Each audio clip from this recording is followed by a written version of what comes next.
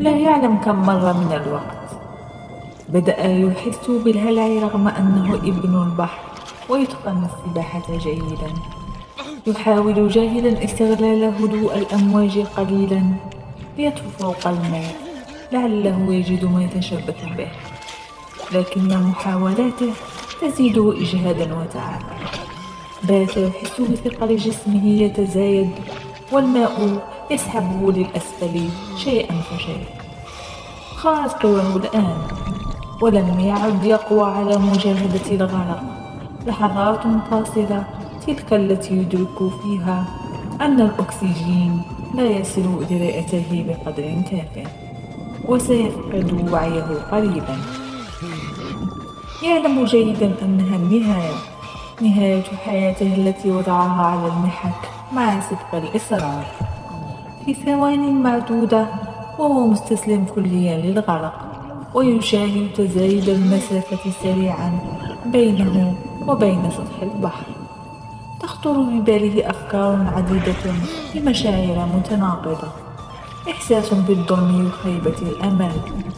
فرغم أنه حراض نما بحياته في زورق الموت المحتم، إلا أنه شاب في مقتبل العمر ويملك قائمة طموحات تحتاج سنوات طويلة لتحقيقها، وربما فقط بيئة تحتويه.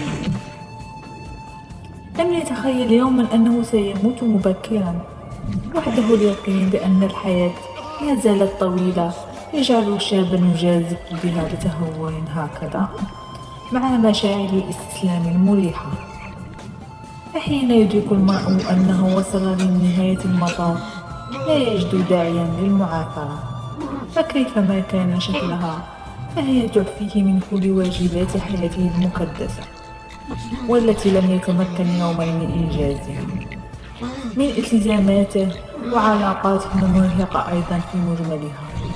بعد اليوم لن يجبره أحد على تبرير فشله الدراسي، إذ أنه فر من مقاعد الدراسة في سن العاشرة واتجه لبيع كل ما تمكن من بيعه على أرصفة الشوارع، وتبرير فشله في تكوين علاقات سوية مع جميع محيطه، مع والدته التي لا تنفك تذكره بندمها على اليوم الذي أنجبته فيه هو وبقية إخوته السبعة، مع أصدقاء السوء الذين سلك معهم جميع دروب الممنوع ويواصلون الغدر به كلما طفت المصالح بينهم، ومع ابنة صاحب المخبزة تلك السمراء النحيلة التي لا زالت تحبه رغم سوء معاملته لها ونهبه بمصوغاتها ليوفر ثمن رحلة زواج الحرب البائس هذا.